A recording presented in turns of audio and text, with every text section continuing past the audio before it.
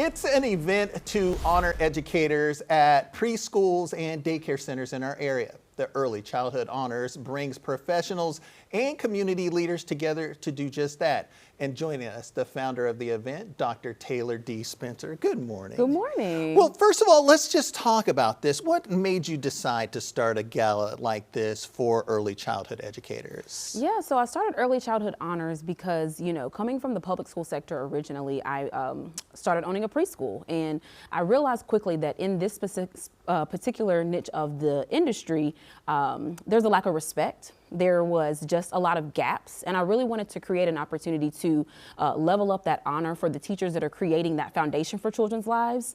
We have to get it right at the early childhood sector before children transition into their public school or, future schooling sector. And so I really wanted to create a space for those educators as well to give them that honor they deserve. And I know one of the things that we're talking about is some in the early education process. I heard last year at the gala, they were saying some of you just look at us as babysitters, and right. There's so much more than babysitters. Can you talk about the importance, because it's not just like you're dropping your child off, they're actually learning things. Oh, for sure, yes. The statistic that we all know in this industry is 90% of a child's brain is developed before they even turn age 5. And so when we talk about importance, right, 0 to 5 is honestly the most important foundational part of a child's life. So we want to ensure that the individuals doing that work are respected.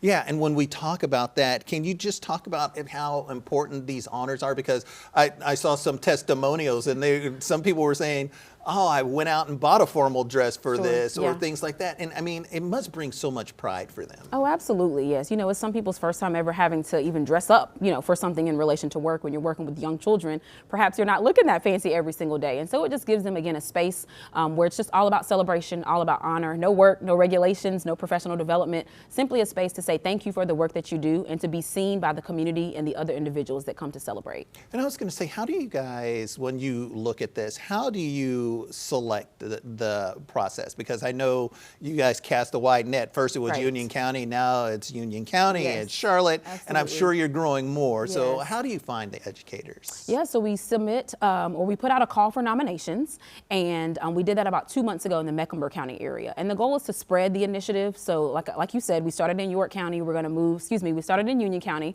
we're going to move to Mecklenburg and York County this year. And the goal is to continue to spread across the state and across other states. And we put out that call for nominations about 2 months before, and then individuals are able to nominate whoever they'd like to in any sector of early childhood. And then we have a selection committee that utilizes a rubric to select those individuals to be honored. For you, how great is this for you to be able to see this and be able to see the smiles and just all the people you honor? Yes, I get to do a lot of things. I write kids books, I write kids music. I do a lot with my media company that puts on the event, Taylor D Kids TV. But honestly, this is the most rewarding work that I get to do, even outside of out of all my entrepreneurial ventures, this is probably the most rewarding, to see those smiles, to see those tears, and for people to finally feel what they should actually feel in early childhood. And we thank you because, I mean, look, early childhood is hard. Yes. I know it's one of those things that's hard. Let's go ahead and take another look at when the event is taking place. I know that it is happening on, May 8th. Yes, from 6 to 9. There you go, 6:30 to 9